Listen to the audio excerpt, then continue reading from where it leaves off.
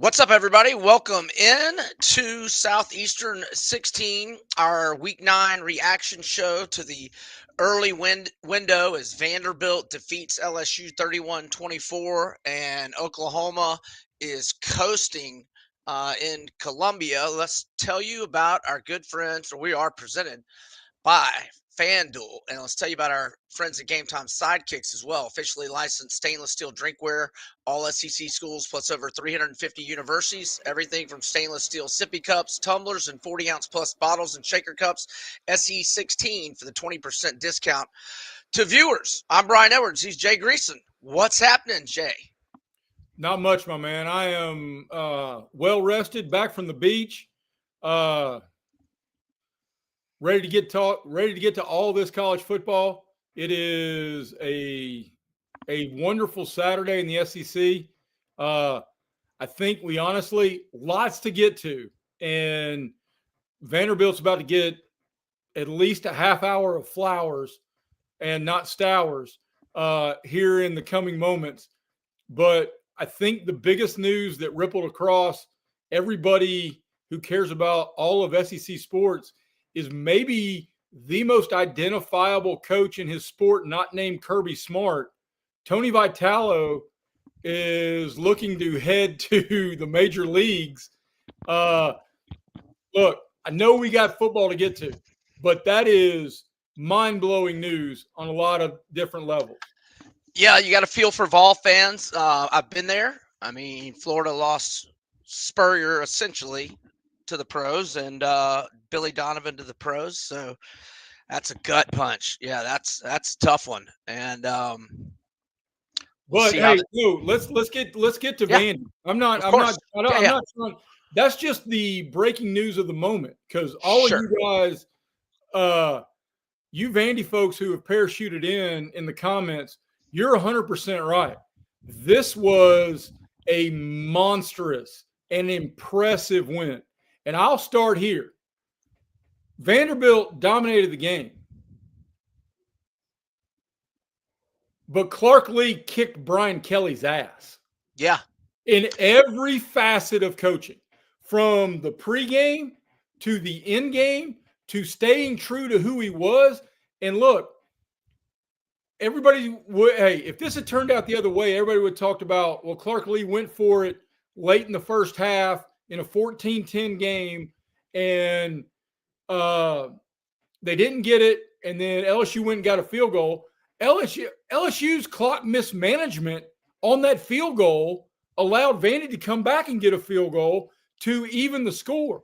But moreover, Clark Lee stayed true to stayed aggressive that next possession. Yeah. So, I mean, Clark Lee and his staff, unbelievably impressive through this 6-1 start. And the stats that ESPN threw up, Clark Lee, now 18-2 when leading at halftime, and 21-1 when going into the fourth quarter. Wow. Put those in your salt shaker and shake them. Yeah. We're going to stick to Vandy here, but remind me to circle back because we got a Brian Kelly hot seat situation developing as well. But let's stick to Vandy here. Final stats for Diego: 14 of 22, 160 yards, 1 touchdown, no picks. He had 86 rushing yards and 2 touchdowns on 17 attempts. He could have had 3 rushing touchdowns, but he is a smart, unselfish player, and he decided to go down and get that baby in victory formation at South Carolina. That total went over your bets and ball games call, right? Yeah, Pavia went over his rushing yards prop of 53.5, but Cedric Alexander, his was 47.5, and he had 45 yards on 14 carries. And I feel like he missed some time there in the second half, a little dinged up. But so I didn't get that one, unfortunately. But let me ask you about this. So Pavia, did you see his post-game interview just a minute ago? No, I didn't. I got it on mute. It's behind me, but Okay. So listen to this. You know how he's always, we're turt, Vandy, after the Bama game. That was the most mature sounding Diego Pavia I've ever heard just now. He talked about how God humbled him in Alabama. He had not been himself. He had to come. And did you see his interview on game day? No. Okay. Well, he just sounded really humble all day and mature and not too high, like more just even keel.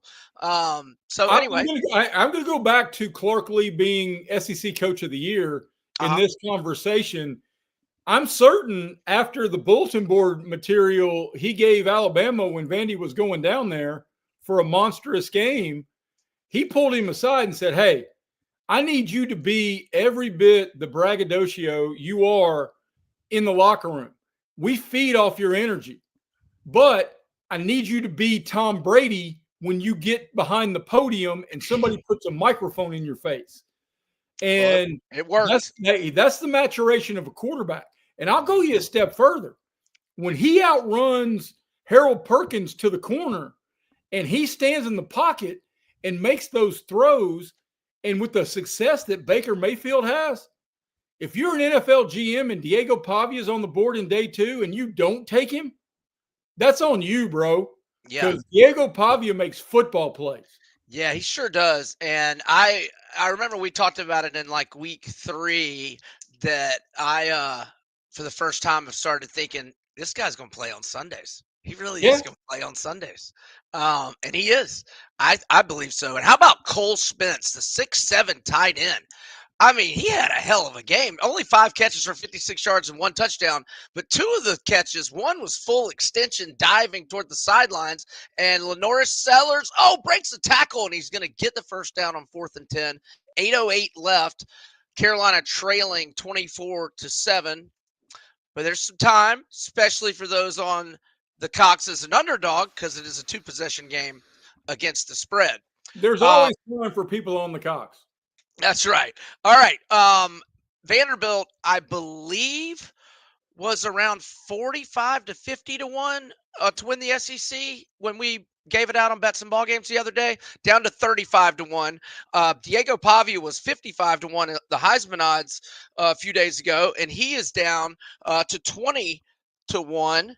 And here's your updated SEC odds from our friends at FanDuel. Bama plus 165, A&M plus 420, Georgia 5 to 1, Texas and Ole Miss 7 to 1, Oklahoma 20 to 1, the Vols 22 to 1, Mizzou 25, Vandy 35, Florida and LSU 100 to 1, everybody else 300 to 1. All right. The LSU side, or anything else you had on Vandy? Well, there's so many things to get to about Vandy. Yeah.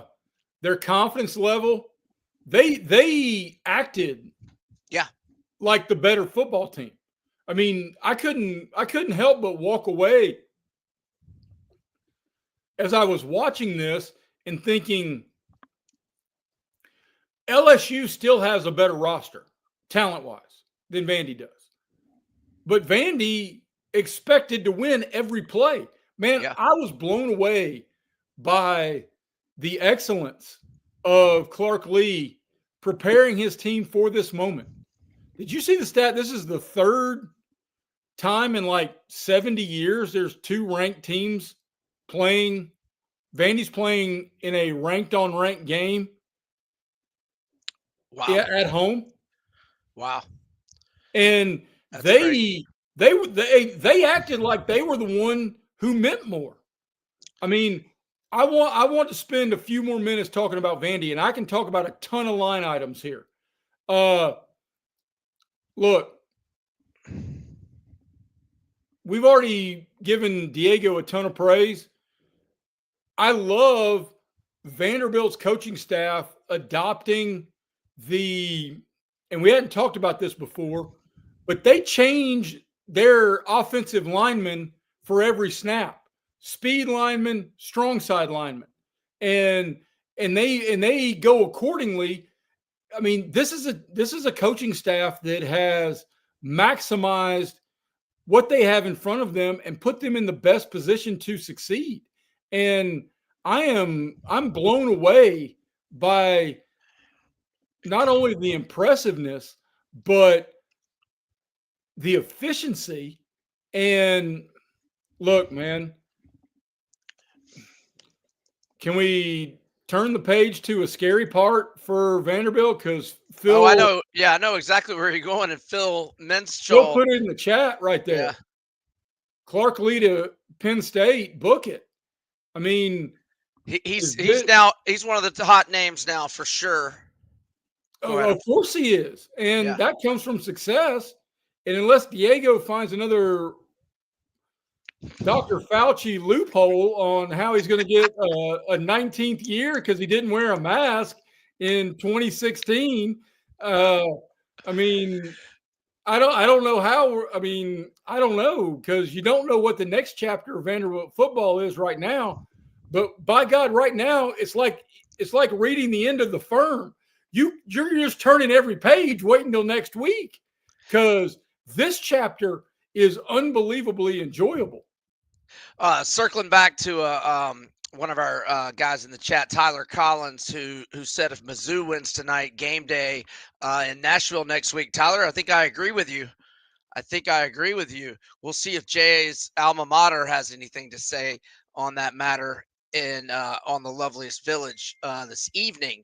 All right, let's just flip over and we can come back to Vandy and any other things, but let's flip over to the LSU side. I did think Nussmeier played a little bit better today. I thought he played his best game. Yeah, for sure. A whole bunch of great throws with dudes in his face. Yeah. But let's be real clear on this.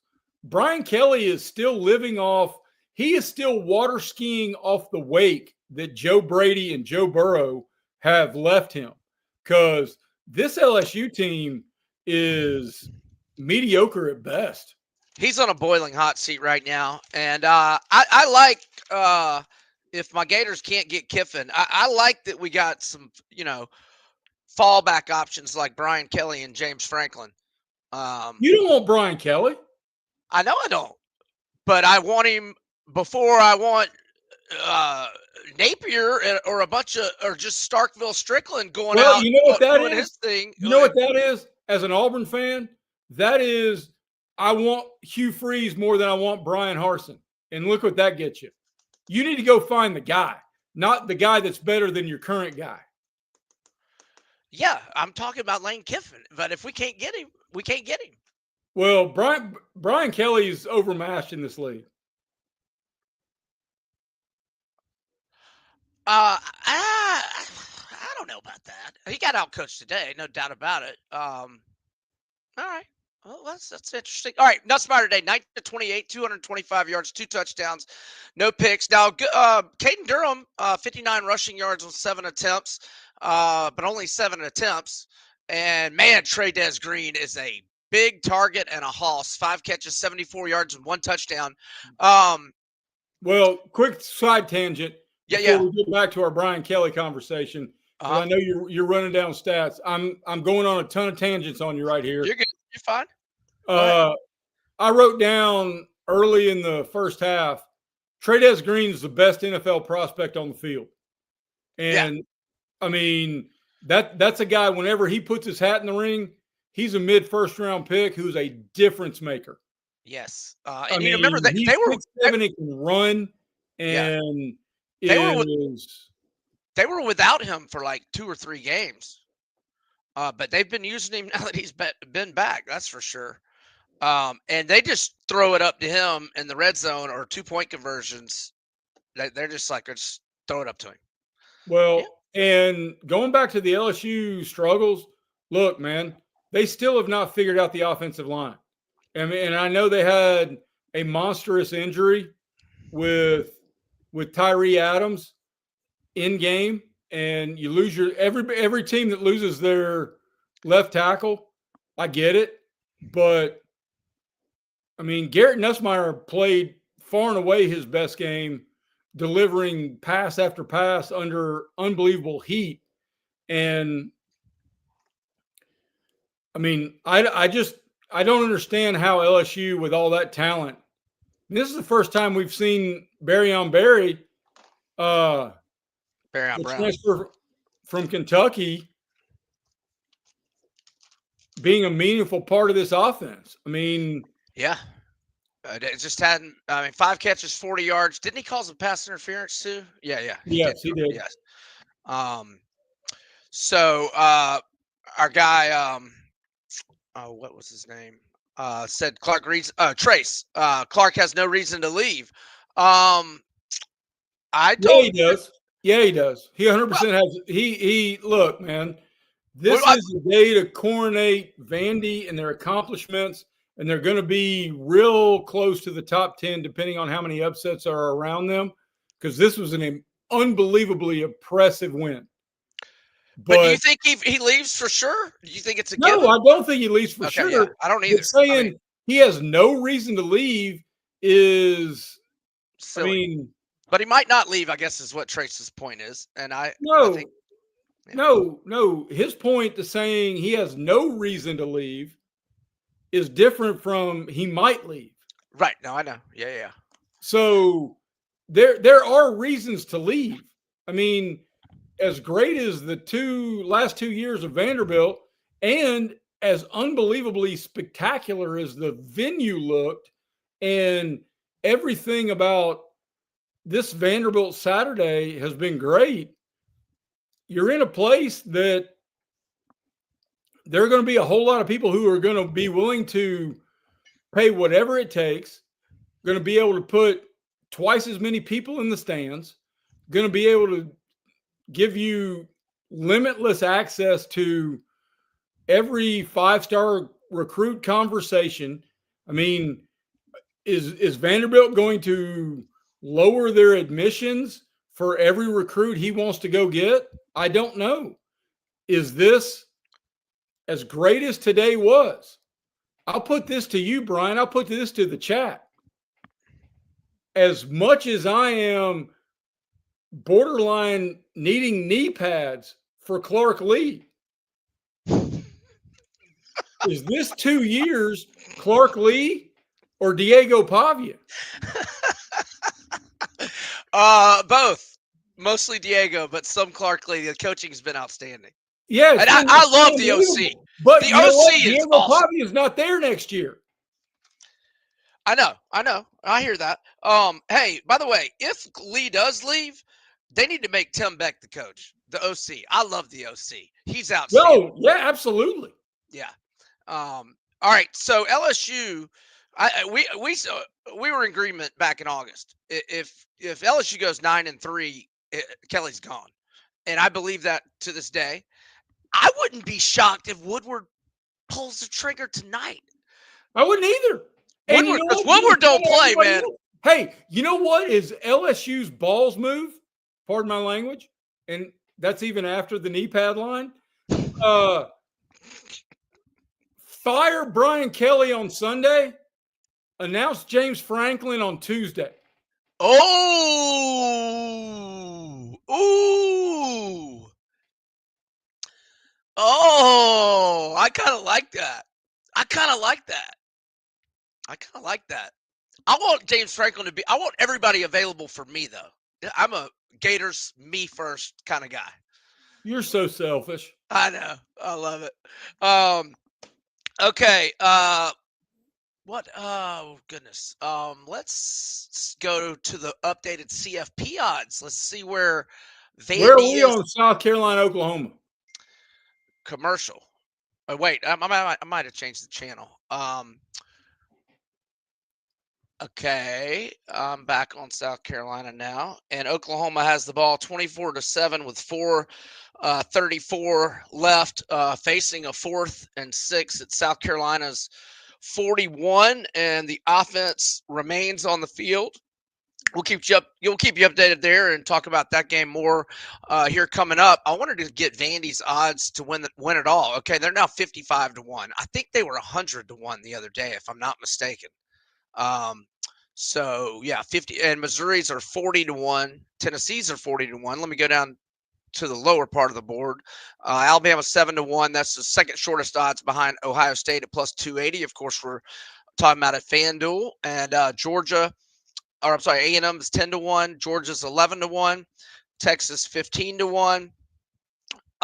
Even in defeat last night, Miami's 18-1 because they play in the Ass Candy Conference. Ole Miss is 22-1. Oklahoma's 33, and Tennessee, Mizzou 40, and Vandy 55. All right. I kind of like your idea with Franklin. And Scott Woodward is a splash guy. He likes to do splashy things. But if he doesn't pull the trigger this weekend, A&M at home next week, and then the open date before Bama. So if they lose to A&M at home next week, then it's done because you got the open week. It'll definitely be done at that point. LSU finishes at Bama, Arkansas, Western Kentucky at home, and at Oklahoma on the road. Now, look, they could win out and they'll go to the playoff, but I do not see them winning out. In fact, I potentially see them going 7-5, maybe. Actually, if I had to pick it right now, I think I'd probably say they beat A&M next week. We'll see how A&M looks tonight. So anyhow, all right, Oklahoma. How did they get a safety just then? I guess what did they punt? And Lenore Sellers walking off the field. Whatever the case, This is bad podcasting, Brad. Brian, that's Brian. 26-7, Oklahoma. Now, all right. You want to talk some Oklahoma? No. Okay. I really want to talk about the malaise that is LSU because you and I both. I know I had them in our summer conversations about being a team that I thought was going to be in Atlanta. I mean, yeah. I mean, the best transfer specific class in the country. The NIL folks stepped up. You got a championship level. And how weird is that? Like, they had the Jaden Daniels offense, which was national championship level and then some, but didn't have a defense. Now they've got a CFP worthy defense and the offense stinks. Well, and then we go into the conversation about, I'd be real curious to look at the portal class, the transfer portal classes. Well, I can tell you about them. Texas Tech is number 2. Right. I can pull it up as well. You're talking about like the best portal classes and where they are this year. I think I saw a graphic on it of how well they're doing, but I'll get the portal classes. Where are the portal classes in the big boy leagues where these guys come in where you're trying to bring in mercenaries?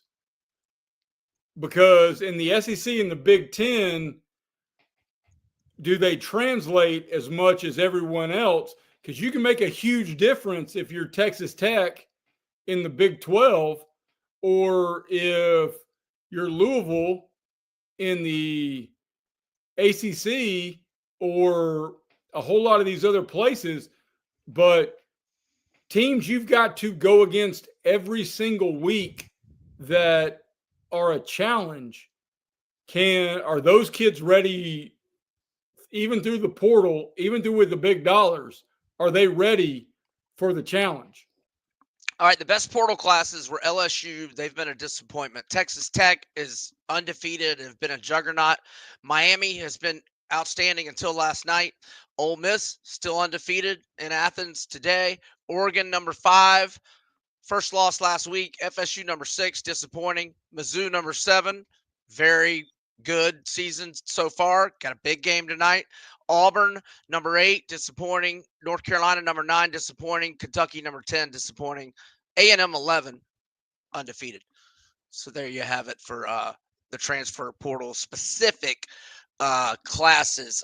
Oklahoma is milking clock and is going to improve to 5-1. 1, 2, 3, 4, 5. No, they're going to improve to 6-1 and have Ole Miss on deck in Norman. And then they will have at Tennessee and then get 2 weeks to prepare for at Alabama. When Alabama, are they coming off LSU in that game? I believe they are. Yeah, so that's even though it's on the road, that's a little bit of an advantageous spot for Oklahoma. So it's been utter domination by the Sooners, 20-11 in first downs. South Carolina, an abysmal 2 of 14 on third down, 4 of 7 on fourth down. Oklahoma has yarded them 322 to 165. Domination from the Sooners today. and Mateer's hand must have been feeling better. 18 of 26, 150 yards, 1 touchdown, no picks. Not much of a threat with his legs, though. 14 rushing yards on 8 attempts, although that may be some sacks, probably some sacks factored in there. And former Arkansas receiver Isaiah Satania continues to play outstanding ball. 7 catches, 73 yards. And the struggles of the South Carolina offense just continue. Lenore Sellers today, 17 of 25, 124 yards, 1 touchdown, no picks.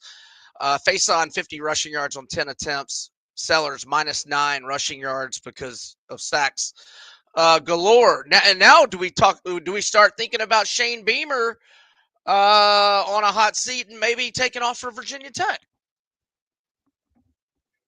Well, that's only a question he can answer. Mm-hmm. But I will tell you this. The biggest mistake Shane Beamer's ever made in his coaching career was hiring Mike Shula to be his offensive coordinator. Yep. Because Mike Shula is now back there calling plays in a play action, antiquated offense that he's got a next gen quarterback in Lenore Sellers, who, even despite all the disappointments of South Carolina, is still on Mel Kiper's big board because of his athleticism. Read his stats again.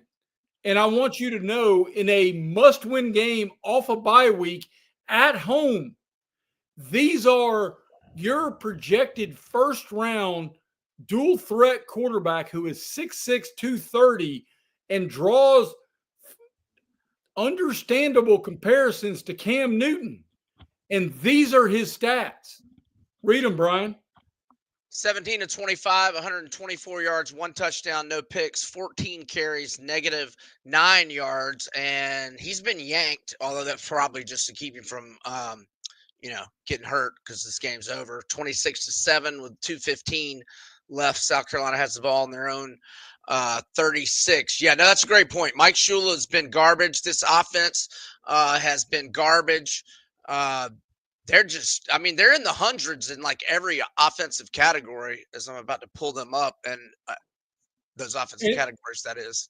And the only reason they're even in terms of like points per game is because they've got like 10 defensive and special team touchdowns. Yeah. So coming in today, they were ranked 100 in scoring. In rushing yards, they were ranked. Where are they? Well, maybe they're not in the hundreds. I thought they were. Or I'm blind. Anyhow, let's see what South Carolina's got left. They're 3-4 now, and it's not getting any easier. Alabama into town next week at Ole Miss. 3-6. Yep. Open date at A&M. 3-7. Yep. Beat Coastal 4-7. Who knows in the Clemson game?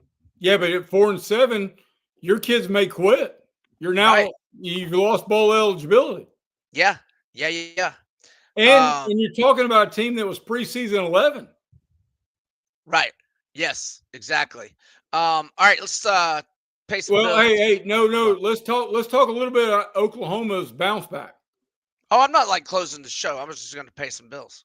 Okay. Well, pay some bills. All right. Yearly Company is a Nashville-based fine jewelry brand built on tradition and designed for meaning. Each piece is handcrafted from solid 14K gold natural gemstones made to measure for a perfect fit and backed by a lifetime guarantee, because every Yearly Company bangle is custom sized. Knowing your size is the most important first step before ordering. That's where our sizing kit comes in. It's the perfect place to start, especially for husbands who want to have sizes ready now. So shopping closer to the holidays is effortless. Code SE16KIT will take 100% off the sizing kit at checkout. All right, let's tell you about our friends at ROKFORM, the world's strongest magnetic phone case, extreme protection, super strong magnets, rock lock secure mounting. September is busiest month of the year with a new iPhone release, SEC25 for 25% off.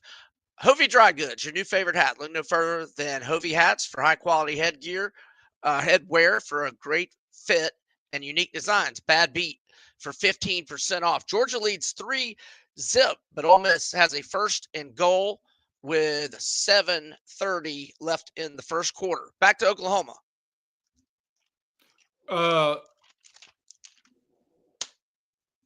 Six and one. Visor tip to the mental toughness of the Oklahoma team. A very disappointing loss where they did not play well against Texas, and in a monstrous game for so many levels. And they went on the road to Columbia and delivered. And I also, if you're an Oklahoma fan, I think there's a whole lot of value in your belief of Brent Venables in the matriculation of that game. He realized, you know what? My defense is not going to give them anything. So I'm not going to risk a whole lot. If we've got a punt is not a bad end to a possession. So we're going to grind this thing out, and we're completely happy winning 24-7. It turns out it's 26-7 or whatever the final score is going to be. But W's are all that matter. And Venables coached his way to that, and that is commendable. And the under is going to improve to 7-0 in Oklahoma games, by the way. This is the scoring outputs Oklahoma's opponents have had this year. 3, 13, touchdown, Trinidad Chambliss between the hedges, third down scramble. Oklahoma's allowed the following scoring outputs this year. 3, 13, 3, 17, 0, 23 last week, and 7. That is elite defense. The under is 7. And 14 plays, 65-yard drive for the Rebels, 5:18 off the clock. And if this extra point is good, they'll be leading 7-3 with 5:47 left in the first quarter. Well, are we going to do any preview stuff? I mean, go ahead. Yeah, no. What picks you got that you wanted to share? Didn't you say you had an Auburn nugget earlier in the green room? No, God, no. No. You said something about an Auburn nugget. Yeah. Were you talking about a prop, or what were you talking about? No. Okay. No, you're not going to tell me? No, I'm not going to tell you. Okay. I think I like Missouri tonight. I do too. Yeah, Okay, what's the over-under on how many SEC coaches are fired by lunch tomorrow? It's got to be 1.5, right? No. I mean, we got Freeze, we got Napier, we got maybe Kelly. No, it's under 1.5. Is it all right? I would set it at half. Okay. Well, I'd by go over lunch half. Tomorrow? By lunch tomorrow, Billy Bob's gonna be gone. I think. I hope. Well, I think they're gonna beat Mississippi State. So. Okay. How about this? Let's count how many SEC openings we're gonna have. Okay. We are gonna have an opening at LSU. We're gonna have an opening at Florida. We're going to have an opening at Auburn. We might have an opening at South Carolina. So wait, no, you don't think? Okay. Well, Auburn, LSU, Florida. We've already got Arkansas. That's you left out Kentucky. Right. I was getting that was going to be number 5. Kentucky is going to be number 5, but Clark Lee's going to be a candidate. Places. Beamer's going to be a candidate at Vatech. So, I mean, we could have up to 7 openings potentially.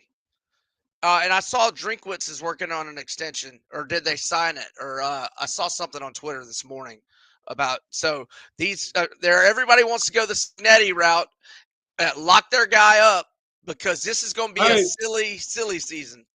Let me give you a big picture conversation thing that everybody needs to get their head around. Do you remember what the biggest storyline in SEC football was in late March and April around spring football? Give me a hint. It was Nico Amaliava going in and asking for a raise. Yes, correct. And everybody had kittens about it. Everybody was going, oh my God, how could you do that? Gang, this is what every coaches do in every cycle. Yes. 100%. This is the coaching portal. So if you're going to blame kids for exploring the portal, blame your coaches because they're all exploring the portal. Regardless of what you think, you just want to cheer for the names on the front of the jersey, but those people have to realize the names on the back of the jersey too. I mean, okay, we're always going to support the coach and please don't leave and whatever else.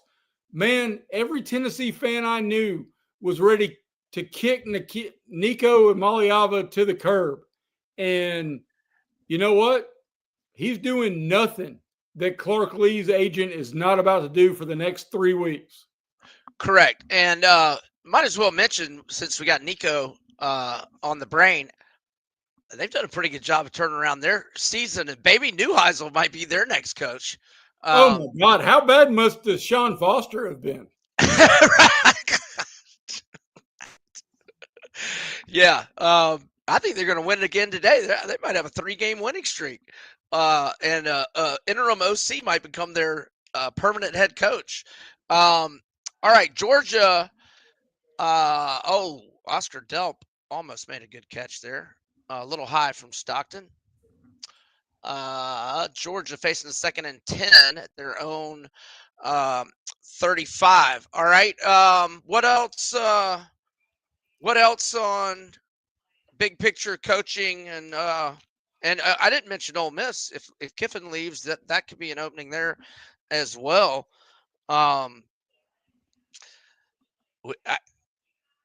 What do you think Arkansas is doing behind the scenes right now? You think they're offering James Franklin a lot of money right now? I think Arkansas is looking in places that. Well, Brett Lashley's, I think, going to be that guy if they don't get a big name like Franklin. I think. Because he's Arkansas. He's from Springdale. And now, what do you think what happens with Florida if we don't get Kiffin? What are you thinking there? Because Cignetti's not happening. I doubt Marcus Freeman is happening. And what about Auburn? I don't think. I mean, to be quite honest, why would you leave Notre Dame? Right.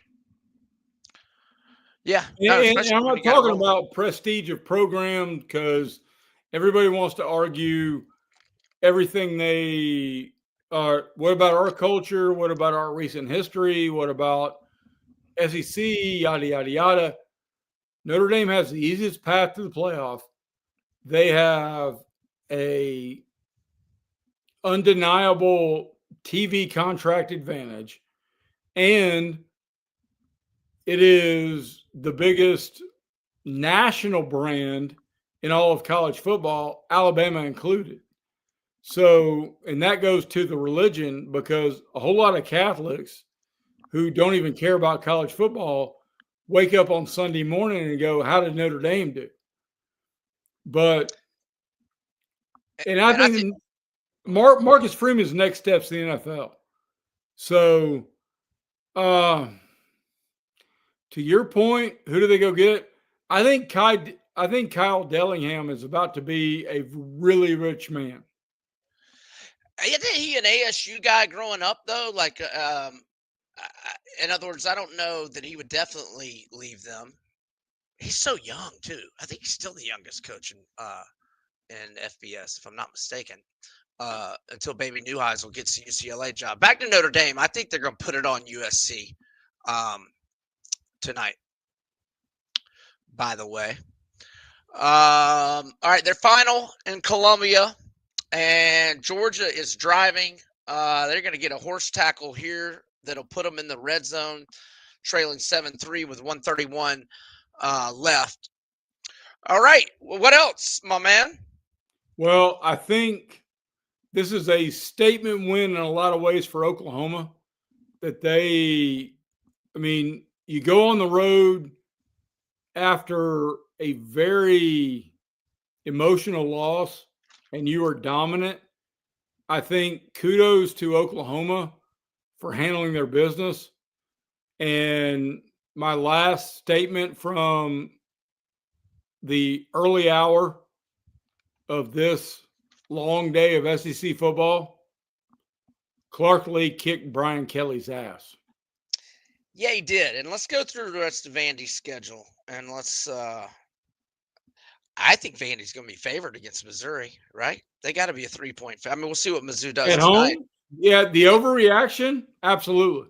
Yeah, I mean, let's say Missouri doesn't play. Well, let's say Missouri loses tonight. Man, it could be like a 5 or 6 point spread. You and I look at this as gamblers as much as fans. Right. If Missouri wins tonight, I'll take Vandy. If Missouri loses tonight, I'll take Missouri. And you'll be getting a lot more points if Mizzou loses. Exactly tonight. right. Correct. All right. I think Vandy's going to beat Missouri next week. You? Most likely. They might. Then they're at Texas. I mean, the fact that we got to sit here and think about it for a minute tells us all we need to know. I mean, that's a toss-up, right? I mean, no, Texas will be favored, obviously, but I mean, Vandy can undoubtedly win at Texas. Agreed. Are we going to skip November 8th? Oh, no. Auburn wins. Auburn wins. Okay. Then they get 2 weeks to prepare for Kentucky. That's a W. And then at Tennessee. I mean, it's very doable. It's 10-2 is very doable, and a CFP berth is it might happen. It might happen. I would have never dreamed that Vandy, might go to a CFP, and I'm going to FanDuel to get the odds for them to make the playoff. As we speak here, let's see here. CFP. Wait, do they have that? NCAA football futures. I guess they don't have it. To make the playoff. Anyhow. All right. Anything else before we skedaddle?